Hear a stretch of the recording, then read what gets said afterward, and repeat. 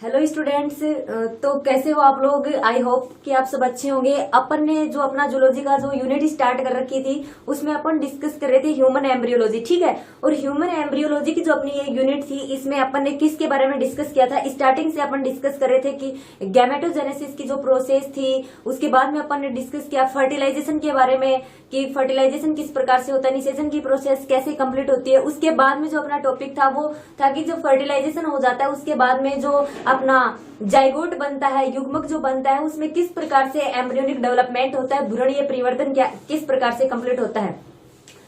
तो अगर आज अपन डिस्कस करें मेन जो अपना आज का जो टॉपिक है वो है मेंस्ट्रुअल साइकिल के ऊपर, आर्तव चक्र के बारे में अपन डिस्कस करेंगे कि आर्तव चक्र आखिर होता क्या है। अगर मैं मेनली आपको ये बताऊं कि जो मेमल्स जो होते हैं, सतनी जिनको अपन बोलते हैं, ठीक है, आप जानते होंगे जो अपना लास्ट ईयर आप 11th क्लास में ये चीज पढ़ के आए हो, जैसे कि अपनी एम्फीबिया, रेप्टेलिया, अपने जो एवीज होते हैं, उसके बाद में मेमल्स स्तनी आते हैं। इन जीवों के बारे में आप डिस्कस करके आए हो, क्योंकि क्लासिफिकेशन जो था अपना जीवों का, एनिमल्स का किस प्रकार से क्लासिफिकेशन होता है वो अपन लास्ट ईयर डिस्कस करके आए हैं, ठीक है। तो यहाँ पर अपन बात कर रहे हैं मेमल्स की, स्तनियों की, ठीक है। तो उनमें क्या होता है, जो फीमेल होती है ना, जो फीमेल के अंदर क्या पाई जाती है, रेप्रोडक्टिव साइकिल पाई जाती है। रेप्रोडक्टिव साइकिल का यहाँ पर क्या मतलब है, प्रजनन जो चक्र होते हैं वो पाए जाते हैं। अब ये जो प्रजनन चक्र होते हैं वो प्राइमेट्स एंड नॉन प्राइमेट्स जो जीव होते हैं उनमें अलग अलग प्रकार के होते हैं। प्राइमेट्स एंड नॉन प्राइमेट्स के बेस पर जो अपनी ये रेप्रोडक्टिव साइकिल होती है टू टाइप की होती है।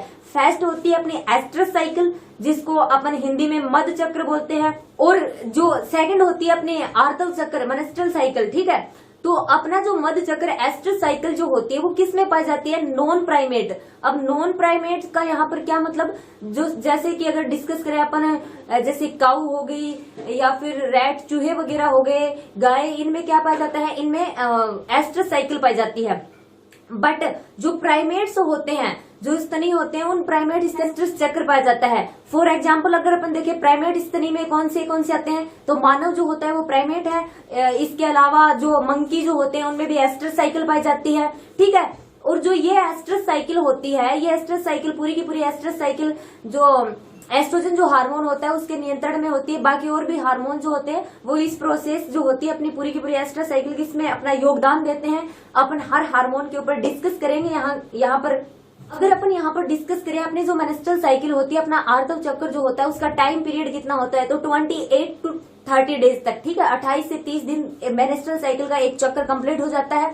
इसके अंदर 4 प्रावस्थाएं आती हैं, उन प्रावस्थाओं के बारे में अपन डिस्कस करेंगे। जैसे फर्स्ट अपना मेनेस्ट्रल फेज ही आता है, सेकंड जो होगा वो अपना फोलिकुलर या फिर पुट्टे की अवस्था आएगी, थर्ड जो होगा वो अपना ओवुलेशन का होगा, अंडोत्सर्ग प्रावस्था आएगी, लास्ट का जो अपना फेज होगा वो पोस्ट ओवुलेशन फेज, मतलब पश्च अंडोत्सर्ग प्रावस्था, ओके, जिसमें अपन फर्स्ट अपना आर्तव चक्र के बारे में डिस्कस करेंगे, जिसकी अवधि होती है लगभग 5 से 7 दिन की। उसके बाद में पुट्टे की प्रावस्था आ जाती है अपनी 6 से लेकर 12-13 दिन की। उसके बाद में अपनी अंडोत्सर्ग प्रावस्था आ जाती है और लास्ट में पोस्ट अंडोत्सर्ग प्रावस्था आ जाती है। और अगर फर्टिलाइजेशन नहीं हो पाता है, निषेचन नहीं हो पाता है, तो फिर वापिस से नेक्स्ट मंथ में क्या होता है, ये साइकिल रेगुलेट होती रहती है, ठीक है। तब तक ये साइकिल कंटिन्यू रेगुलेट होती रहती है जब तक फर्टिलाइजेशन, निषेचन नहीं हो पाता है, एम्ब्रियो जो होता है उसका डेवलपमेंट नहीं होता है, तब तक कंटिन्यू क्या होता है, ये साइकिल चलती रहती है। अब अगर अपन बात करें जो अपनी मेंस्ट्रुअल साइकिल होती है किस एज में स्टार्ट हो जाती है, तो फीमेल जो होती है, लेडीज जो होती है, उनकी जो प्यूबर्टी एज होती है, मतलब लगभग 12 से 13 जो एज होती है उनकी, उस टाइम क्या होता है कि ये मेंस्ट्रुअल साइकिल जो होता है वो स्टार्ट हो जाता है। और जिस टाइम ये स्टार्ट होता है उस टाइम पीरियड को, स्टार्टिंग पीरियड को क्या बोला जाता है, रजोदर्शन बोला जाता है, जिसको इंग्लिश में अपन मेनआर्क बोलते हैं, ठीक है। और जैसे ये स्टार्ट हो गई तो क्या होता है कि निश्चित टाइम पीरियड आता है, उसके बाद में ये रुक जाती है जो अपनी मेंस्ट्रुअल साइकिल होती है। जैसे ये रुक जाती है उस पीरियड को, मतलब कोई भी चीज चल रही है वो फिर वहां पर रुक जाती है, तो उसको क्या बोलते हैं, पोज होना बोलते हैं, ठीक है। वो पोज हो गई, वहां पर रुक चुकी है। तो जो जब ये मेंस्ट्रुअल साइकिल अपनी फीमेल की जिस एज में रुकती है उस पीरियड को क्या बोला जाता है, उस पीरियड को बोला जाता है मोनोपोज, ठीक है, जिसको हिंदी में बोलते हैं रजोनिवर्ती, ठीक है। तो ये तो हो गई अपनी मेंस्ट्रुअल साइकिल का नॉर्मल इंट्रोडक्शन, ओके। और यहाँ पर मैं एक बार आपको सॉरी बोल देती हूँ, पीछे का जो ये बैकग्राउंड है ये थोड़ा चेंज नजर आ रहा होगा आपको, बिकॉज घर पे थोड़ा हाउस कंस्ट्रक्शन का काम चल रहा है। हाउस कंस्ट्रक्शन मतलब गृह निर्माण का, तो उस चक्कर में जो सब कुछ था वो इधर से उधर हो रखा है। एक बार के लिए बोर्ड भी जो है वो हटा दिया है। तो अपन जो डिस्कस कर रहे हैं अभी अपने थ्योरेटिकल टॉपिक्स के ऊपर डिस्कस कर रहे हैं, जिसमें अपने को बोर्ड की कोई जरूरत भी नहीं होगी। तो मैं आपको ये जो चीज है ये अपने डायग्रामेटिक तरीके से एक्सप्लेन करूंगी, क्योंकि अपने एनसीईआरटी और सीबीएसई बोर्ड में जो है थ्योरेटिकल टॉपिक्स के जो डायग्राम दे रखे हैं उनके थ्रू अपन समझेंगे कि कौन सी प्रावस्था के अंदर कौन सी जो अपनी प्रक्रिया हो रही है वो कंप्लीट हो रही है। आई होप कि आप अच्छे से इस चीज को अंडरस्टैंड कर पाएंगे। बाकी मैं आपको नोट्स अवेलेबल करवा दूंगी। अगर फिर भी आपको नहीं समझ में आता है तो आप वीडियो को दोबारा से रिपीट करके देखिए, ठीक है। तो अब जो है अपनी जो ये चारों प्रावस्थाएं थी अपनी मेनेस्ट्रल साइकिल की, जो अपनी आर्तव चक्र, अपनी पुट्टे की प्रावस्था, फोलिकुलर फेज जो थी, उसके बाद में अपनी ओव्यूलेशन की जो फेज है और अपनी पोस्ट ओव्यूलेशन फेज है, इन चारों प्रावस्थाओं के बारे में डायग्राम के थ्रू समझते हैं कि कौन सी प्रोसेस में क्या होता है। तो डायग्राम देखिए आप लोग, फिर अपन समझेंगे। और वैसे मैं एक चीज और रिपीट कर देती हूँ, तो अब जो अपन टॉपिक स्टार्ट करेंगे वो सारे टॉपिक अपने थ्योरेटिकल टॉपिक होंगे, मतलब आगे के जो नेक्स्ट वीडियो आएंगे उसमें भी अपन ज्यादा से ज्यादा, क्योंकि अपना जो सिलेबस है उस सिलेबस के अकॉर्डिंग सिर्फ अपनी एक यूनिट जो है वो थोड़ी एक्सप्लेन करने वाली बची है, जिसमें मेंडल के अपने नियम आते हैं, सिर्फ वो वाली यूनिट। बाकी अपनी जूलॉजी के अंदर सिर्फ उसके बाद में एक यूनिट बचती है। उस यूनिट के अंदर अपन डिसीज वगैरह, पॉपुलेशन, जनसंख्या के बारे में, या फिर कुछ मेडिकल एरिया में काम आने वाली जो मशीन होती है उनके बारे में डिस्कस करेंगे कि कहाँ पर यूज होती हैं। तो वो पूरी की पूरी यूनिट जो है वो अपनी थ्योरेटिकल यूनिट है। और इससे पहले भी अपनी बॉटनी में एक यूनिट बची हुई है लास्ट की, वो भी बिल्कुल थ्योरेटिकल यूनिट है। उसमें थ्योरी दे रखी है, कृषि से रिलेटेड है, या फिर एक जो अपनी यूनिट है उसमें अपने दे रखा है कि जो प्लांट्स दे रखे हैं, प्लांट्स के जो हैं उनके बॉटनिकल नेम दे रखे हैं, उनके यूजेस दे रखे हैं कि भाई कहाँ कहाँ पे मतलब इनके उपयोग होते हैं, और कुछ केमिकल्स दे रखे हैं कि कौन से प्लांट के अंदर कौन सा केमिकल पाया जाता है जिस वजह से उसके अंदर ये स्पेसिफिक कैरेक्टर पाया जाता है। जैसे मिर्च का तीखापन किस वजह से पाया जाता है, हल्दी का पीला रंग किस वजह से पाया जाता है, तो प्लांट के अंदर ऐसा क्या मौजूद होता है, इस वजह से उनका मतलब जो ये उनमें स्पेसिफिक कैरेक्टर पाए जाते हैं उनके बारे में डिस्कस करेंगे। तो वो सारी की सारी जो अपने 2-3 वीडियो बनेंगे उसमें मैं आपको बताऊंगी थ्योरेटिकल कि किस प्रकार से क्वेश्चन पूछे जाते हैं बोर्ड एग्जाम में और किस प्रकार से आपको उनके आंसर देने हैं। तो जो ये है, आप अगर मतलब अपने थ्योरेटिकल जो टॉपिक हैं इनके अगर आप नोट्स बनाते हो तो बहुत अच्छी बात है, वरना आप इस छोटे छोटे क्वेश्चन जो अपने बुक्स में बनते हैं उनको अंडरलाइन करके भी रख सकते हो, जब भी आप उनको याद करें तो फिर थोड़ा इजी रहे, ठीक है। तो अब अपना ये जो वीडियो है अपन स्टार्ट करते हैं। तो स्टूडेंट्स ये अपना है मेनेस्ट्रल साइकिल जो थी अपनी आर्तव चक्र जो था उसका डायग्राम, ठीक है। तो मैंने आपको बताया था कि जो अपनी मेनेस्ट्रल साइकिल होती है, जो अपना आर्तव चक्र होता है वो 4 प्रावस्थाओं में कंप्लीट होता है, ठीक है। अगर अपन बात करें फर्स्ट प्रावस्था की, तो फर्स्ट प्रावस्था जो होती है अपनी मेनेस्ट्रल साइकिल आर्तव चक्र ही होता है। सेकंड अगर प्रावस्था की अपन बात करें तो सेकंड प्रावस्था होती है अपनी फोलिकुलर फेज, पुटकीय प्रावस्था, जो आपको डायग्राम में दिखाई दे रही होगी। और अब अपनी जो पुटकीय प्रावस्था होती है, इस पुटकीय प्रावस्था के बाद में जो अपना थर्ड स्टेप आता है वो होता है अंडोत्सर्ग प्रावस्था का ओव्यूलेटरी फेज, जिसे अपन बोलते हैं। अब लास्ट और जो अपना फोर्थ स्टेप आता है वो होता है पश्च अंडोत्सर्ग प्रावस्था, मतलब पोस्ट ओव्यूलेटरी फेज, ठीक है। अब अपन डिस्कस करते हैं कि हर स्टेप में आखिर कौन कौन सी प्रोसेस कंप्लीट होती है और किस प्रकार से ये रिप्रोडक्टिव साइकिल जो होती है वो फीमेल बॉडी के अंदर कंप्लीट होती है। तो फर्स्ट जो स्टेप था वो अपना था मेनेस्ट्रल साइकिल, या फिर जिसको अपन आर्तव चक्र ही बोल रहे थे, ठीक है। तो ये जो पीरियड होता है, ये पीरियड अपना जो मेनेस्ट्रल साइकिल होती है उसके फर्स्ट डे से लेकर 5 डे तक का रहता है, ठीक है। 1 से लेकर 5 दिन का ये पीरियड रहता है, लगभग 5 या फिर 7 दिन, ठीक है, जिसको अपन क्या बोलते हैं, मेनिस्ट्रेशन मीन्स भी बोलते हैं, या फिर रजोधर्म या फिर ऋतुस्राव।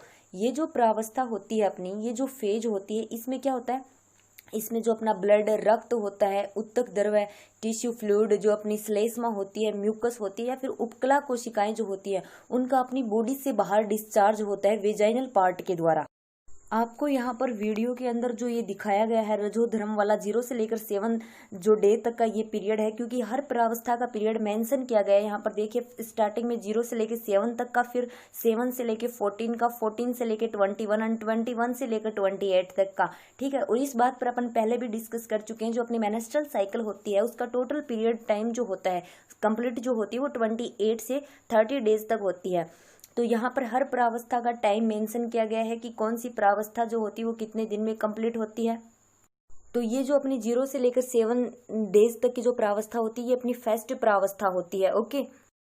और अपनी जो ये फेस्ट प्रावस्था होती है, इस फेस्ट प्रावस्था की शुरुआत किस वजह से होती है? बॉडी के अंदर, फीमेल जो बॉडी होती है उसके अंदर एस्ट्रोजन और प्रोजेस्टेरोन जो हार्मोन पाए जाते हैं, उन हार्मोनों की कमी की वजह से ये प्रावस्था जो होती है वो स्टार्ट होती है।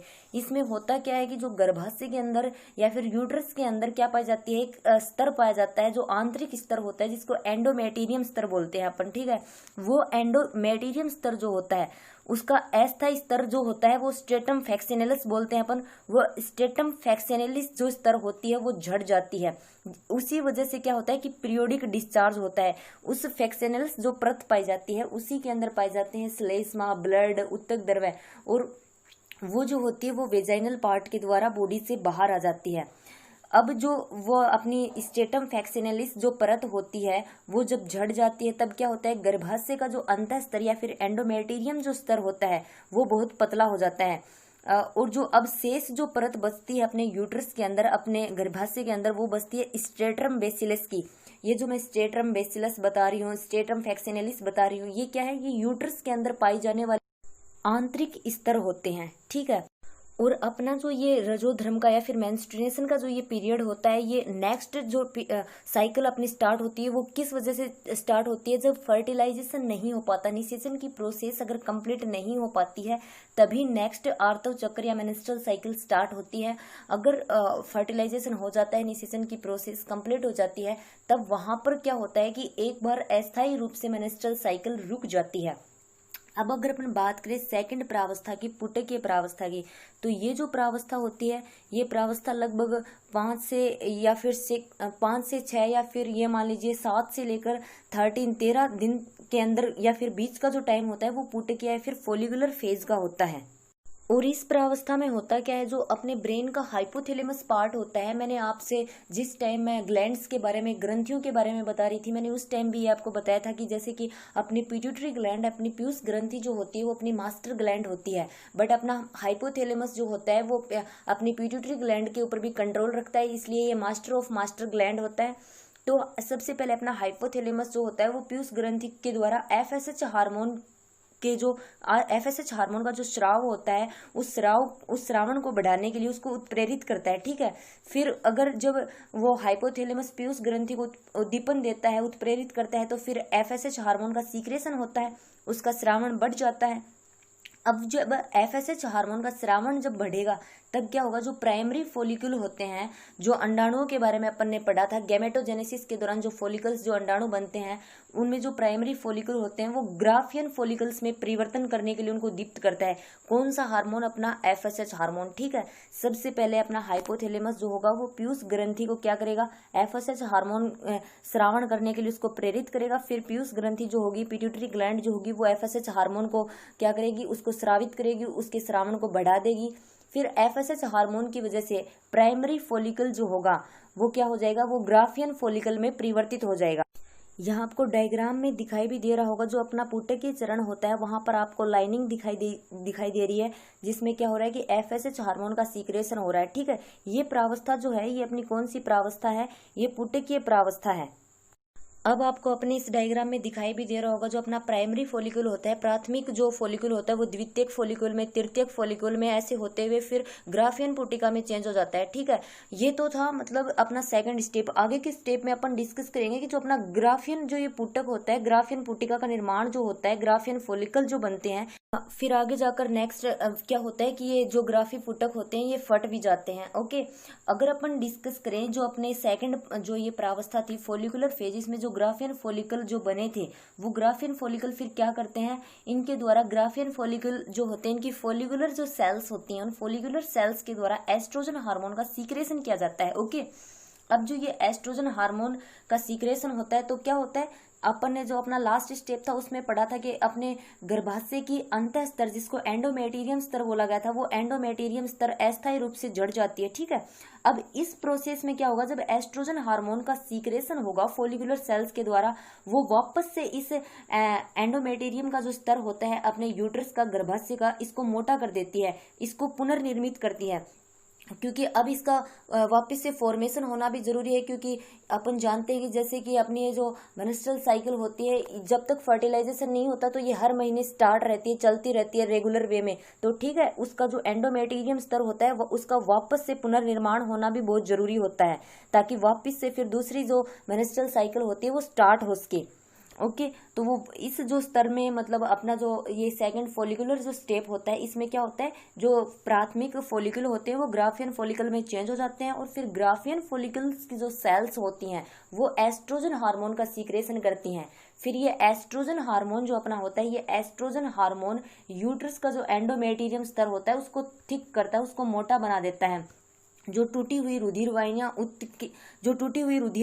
उत्तक जो होते हैं, जो श्लेष्मा जो होती है उसको क्या करता है, उसकी मरम्मत करता है। गर्भाशय की जो या फिर यूट्रस की जो ग्लैंड्स होती है, जो ग्रंथियां होती है, उसमें ये वृद्धि करने का कार्य करता है। ओके, और इस प्रावस्था में जो अपना एस्ट्रोजन हार्मोन होता है उसका स्राव सबसे अधिक होता है। मैं एक बार फिर से रिपीट कर रही हूँ क्योंकि आपसे क्वेश्चन पूछ सकते हैं। अपना जो फॉलिकुलर फेज होता है, उस फॉलिकुलर फेज में या पुटक के प्रावस्था में क्या होता है, एस्ट्रोजन हार्मोन जो होता है उसका स्राव सबसे अधिक होता है। अब जैसे ही 13वां दिन जो होता है या फिर 13 डेज जब हो जाते हैं, उस दिन क्या होता है, अपना LH हार्मोन जो होता है, ल्यूटिलाइजिंग हार्मोन जो होता है, वो ल्यूटिलाइजिंग हार्मोन एकदम से बढ़ जाता है। आपको डायग्राम में स्पष्ट रूप से दिखाई दे रहा होगा। FSH के बाद में जो अपना LH हार्मोन होता है वो 13वें से 14वें दिन जो होता है वो बढ़ जाता है, उसकी मात्रा बढ़ जाती है। जो अपना डायग्राम है ये ऊपर की तरफ कर्व कर रहा है, LH हार्मोन ऊपर की साइड लिखा हुआ है, मतलब LH हार्मोन जो है, ल्यूटिलाइजिंग जो हार्मोन है, उसका स्तर एकदम से बढ़ जाता है। ओके, यहाँ तक तो हो गई अपनी सेकेंड पुटक के प्रावस्था की बात। अब अगर अपन थर्ड प्रावस्था की बात करें, ओव्यूलेटरी फेज जो होती है, अंडोत्सर्ग प्रावस्था जो होती है, वो अपनी थर्ड प्रावस्था होती है।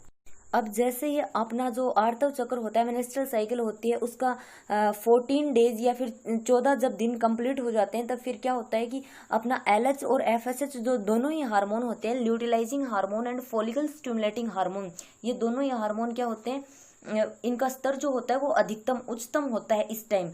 मध्य चक्र के दौरान LH का स्तर अधिकतम स्तर पर पहुंच जाता है। ये अपन ने पढ़ा था, पुटकीय प्रावस्था में पढ़ा था ना अपन ने, जो आपको कर्व दिखाई भी दे रहा होगा, ये फिर LH हार्मोन का कर्व ऊपर की तरफ जा रहा है, मतलब LH हार्मोन जो है उसका स्राव बहुत ज्यादा मात्रा में हो रहा है, इसीलिए इसे क्या बोला जाता है, LH सर्ज भी कहा जाता है।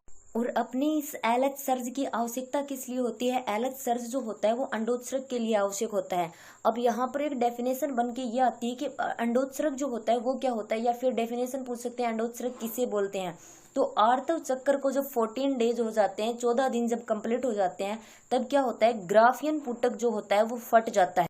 तो ठीक है, यहाँ पर जब ग्राफियन पुटक फट जाता है तो उससे क्या होता है, उससे परिपक्व अंडाणु मुक्त होते हैं। अब परिपक्व अंडाणु मुक्त हो रहे हैं ग्राफियन पुटिका से, तो उसको अपन क्या बोलेंगे, उसी प्रोसेस को अपन अंडोत्सर्ग बोलेंगे। तो अंडोत्सर्ग के डेफिनेशन में आपको क्या लिखना है, मेंस्ट्रुअल साइकिल के जब 14 दिन कंप्लीट हो जाते हैं तब ग्राफियन पुटक फट जाता है, जिसकी वजह से क्या होता है, उस ग्राफियन पुटक से परिपक्व अंडाणु मुक्त हो जाते हैं, और इसी प्रक्रिया को अंडोत्सर्ग बोला जाता है।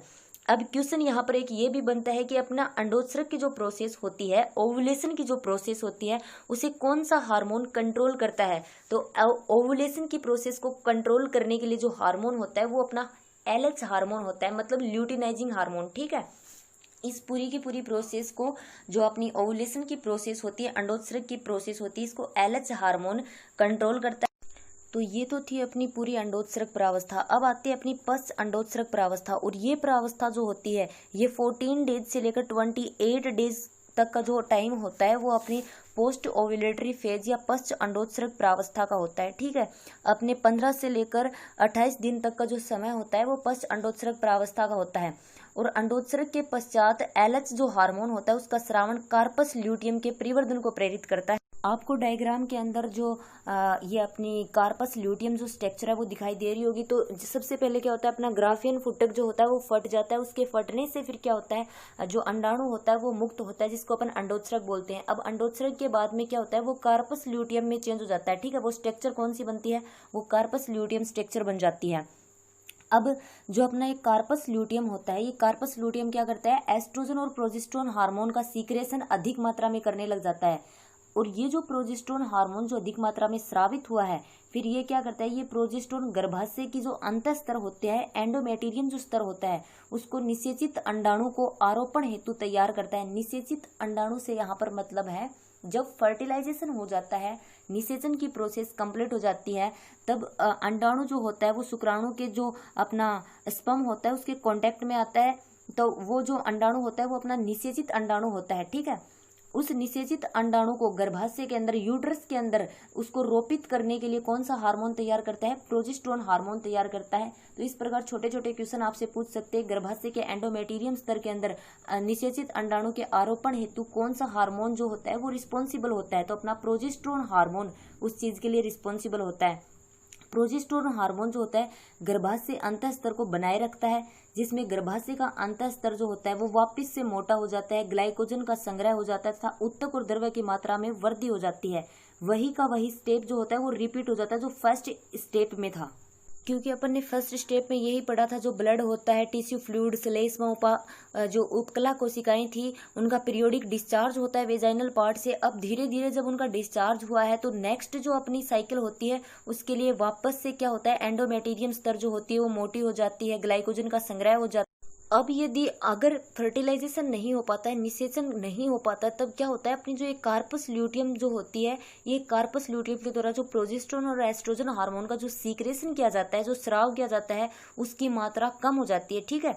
कार्पस ल्यूटियम से एस्ट्रोजन और प्रोजेस्टेरोन हार्मोन का स्राव कम हो जाता है। और अब जब ये कार्पस ल्यूटियम द्वारा स्रावित हार्मोन का स्राव जो कम हो जाएगा, तब क्या होगा, जो अपनी ये कार्पस ल्यूटियम जो थी, ये कार्पस ल्यूटियम संरचना विघटित होकर एक श्वेत संरचना में कन्वर्ट हो जाएगी। उस श्वेत संरचना का नाम होता है कार्पस एल्बिकेनस, ठीक है। कार्पस ल्यूटियम जो होता है वो कार्पस एल्बिकेनस में परिवर्तित हो जाता है। और फिर क्या होता है लास्ट में, फिर अगर फर्टिलाइजेशन नहीं हो पाता है तो फिर नेक्स्ट आर्तव चक्र जो होता है, नेक्स्ट मेंस्ट्रुअल साइकिल जो होती है वो वापस से पुनः स्टार्ट हो जाती है, ठीक है। अब वापस से मेंस्ट्रुअल साइकिल स्टार्ट होगी तब वही होगा, पीरियोडिक डिस्चार्ज होगा। ये जो फर्स्ट जो फेज होती है अपनी, ये 6 से 7 दिन की या फिर 5 दिन की होती है। फिर वापस से क्या होगा, जो गर्भाशय के एंडोमेटेरियम स्तर है वो वापस से क्या हो जाएगी, पतली हो जाएगी। उसके बाद में फिर वापस से अपना जो फॉलिकुलर फेज है, सेकंड स्टेप स्टार्ट हो जाता है। फिर अंडोत्सर्ग प्रावस्था आ जाती है। उसके बाद में लास्ट पश्च अंडोत्सर्ग प्रावस्था आती है। अगर फर्टिलाइजेशन नहीं हो पाता तो फिर से कंटिन्यू ये प्रोसेस जारी रहती है। अगर फर्टिलाइजेशन हो जाता है तब क्या होता है, जो गर्भाशय का अंतः स्तर जो मोटा हुआ है, ग्लाइकोजन का संग्रह हुआ है, वो भ्रूण को जो पोषण प्राप्त प्रदान करने के लिए, इन सब कार्य के लिए फिर वो क्या होता है, उसका कार्य करने लग जाता है। बट अगर फर्टिलाइजेशन नहीं हो पाता है, निषेचन नहीं हो पाता है, तो मेंस्ट्रुअल साइकिल कंटिन्यू हर मंथ, हर महीने जारी रहती है। ओके, ये तो हो गया अपना मेंस्ट्रुअल साइकिल ह्यूमन में जो कंप्लीट हो जाता है। इसके बाद में 2 छोटे छोटे टॉपिक दे रखे हैं अपने इस लेसन के। एक तो होता है अपना प्रसव का और दूसरा है लैक्टेशन, दुग्ध श्रावण का। तो अगर पहले अपन फर्स्ट टॉपिक की बात करें प्रसव के बारे में, तो प्रसव क्या होता है, नवजात शिशु के जो जन्म लेने की जो प्रोसेस होती है वो प्रसव कहलाती है, ठीक है। और अपनी जो ये प्रसव की क्रिया होती है ये भी हार्मोनों के कंट्रोल में होती है। हार्मोन जो होते हैं वो इस पूरी की पूरी प्रोसेस को कंट्रोल करते हैं। जो अपनी प्रसव की क्रिया होती है इसके दौरान कौन सा हार्मोन का सीक्रेशन होता है, ऑक्सीटोसिन हार्मोन का। वैसे मैं आपको ये बात वापस से रिपीट कर रही हूँ कि इस लेसन से अपने छोटे छोटे क्वेश्चन आएंगे तो पूछ सकते हैं, जो दुग्ध निष्कासन के लिए कौन सा हार्मोन रिस्पॉन्सिबल होता है, अंडोत्सर्ग के लिए कौन सा हार्मोन रिस्पॉन्सिबल होता है, प्रसव की जो प्रोसेस होती है उसके लिए किस हार्मोन का योगदान होता है। तो प्रसव में जो हार्मोन होता है वो कौन सा हार्मोन रिलीज होता है, ऑक्सीटोसिन हार्मोन का सीक्रेशन होता है, ठीक है। तो ये होगी प्रसव के बारे में नॉर्मल इंट्रोडक्शन। अगर अपन बात करें लैक्टेशन की, दुग्ध श्रावण की, तो इसमें क्या होता है, जो गर्भावस्था होती है उस गर्भावस्था के 5वें सप्ताह से लेकर प्रसव तक का जो टाइम होता है, उस टाइम के बीच में क्या होता है, अगर पीयूष ग्रंथि जो होती है उसके द्वारा प्रोलैक्टिन का स्राव किया जाता है, जिसको अपन शॉर्ट में PRL बोलते हैं, ओके। और जो ये प्रोलैक्टिन होता है ये क्या करता है, ये दुग्ध श्रावण के लिए उत्तरदायी होता है। इंपॉर्टेंट है, आगे तक पूछेंगे कि प्रोटीन किसके लिए उत्तरदायी होता है या फिर दुग्ध श्रावण के लिए कौन सा हार्मोन रिस्पॉन्सिबल होता है, तो प्रोलैक्टिन, ओके। अब क्या होता है कि जन्म के कुछ समय व कुछ दिनों बाद में जो फीमेल के द्वारा, ब्रेस्ट के द्वारा जो तरल स्रावित होता है उसको अपन क्या बोलते हैं, उसको कोलेस्ट्रम बोला जाता है, या फिर नॉर्मल भाषा में अपन उसको खीस बोलते हैं। जिसमें क्या होता है, प्रोटीन एवं लैक्टोज की मात्रा होती है, जो जिसमें इम्पोर्टेंट है प्रतिरक्षी पाई जाती है, और उस प्रतिरक्षी का नाम होता है IgA, ठीक है। जो अपना कोलेस्ट्रॉम होता है, खीस होता है, उसमें कौन सी प्रतिरक्षी पाई जाती है, IgA, जो नवजात शिशु में निष्क्रिय प्रतिरक्षा उत्पन्न करती है, ओके। अपन इसके बारे में डिटेल से डिस्कस करेंगे। फिर अपने जो प्रतिरक्षा का जो चैप्टर आएगा उसमें सक्रिय प्रतिरक्षा क्या होती है, निष्क्रिय प्रतिरक्षा क्या होती है, तो IgA जो अपनी प्रतिरक्षी पाई जाती है वो शिशु के अंदर क्या करती है, निष्क्रिय प्रतिरक्षा उत्पन्न करती है। तो ठीक है, ये तो हो गया अपना लैक्टेशन दुग्ध श्रावण के बारे में नॉर्मल इंट्रोडक्शन। अब यहाँ तक अपने डिस्कस किया है इस चैप्टर के अंदर अपने जो 3 मुख्य टॉपिक थे वो, एक तो अपनी मेंस्ट्रुअल साइकिल, दूसरा अपना प्रसव से, और तीसरा था अपना लैक्टेशन दुग्ध श्रावण का। ओके, अब यहाँ पे अपनी जो एम्ब्रियोलॉजी की जो यूनिट थी, ह्यूमन एम्ब्रियोलॉजी, वो कंप्लीट हो जाती है। ओके, अगर अपन नेक्स्ट यूनिट की बात करें तो नेक्स्ट यूनिट के अंदर जो फर्स्ट जो अपना चैप्टर आएगा वो होगा अपना मेंडल के नियमों से रिलेटेड इनहेरिटेंस या फिर आनुवंशिकता के जो नियम आते हैं उनके बारे में अपन डिस्कस करेंगे। मेंडल जो है उसके नियमों के बारे में, जैसे प्रभाविता का नियम हो गया, स्वतंत्र अपव्यूहन का नियम हो गया, युग्मकों की शुद्धता का नियम हो गया, ये मेंडल के बारे में आपने पहले भी पढ़ा होगा, बिकॉज ये सब अपने जो 10th स्टैंडर्ड होता है वहां तक मेंडल के नियमों का नॉर्मल इंट्रोडक्शन आ जाता है। ठीक है, तो इसके बाद में जो है अपनी जूलॉजी की 2 यूनिट बचती हैं, जिसमें फर्स्ट यूनिट में अपन डिस्कस करेंगे अपनी जो ये है आनुवंशिकता के बारे में, जिसमें मेंडल के नियम आ जाएंगे। सेकंड जो होगी वो अपनी गुणसूत्रीय विकृतियां होंगी उसके अंदर, मतलब जो भी क्रोमोजोमल अबनॉर्मलिटीज होती हैं उनकी वजह से कौन कौन से डिसीज होते हैं, क्या क्या इफेक्ट होता है। ठीक है, तो अपना जो ये मेंडल वाला जो चैप्टर है ये अपन अपने नेक्स्ट वीडियो में इसके बारे में स्टार्ट करेंगे। ठीक है।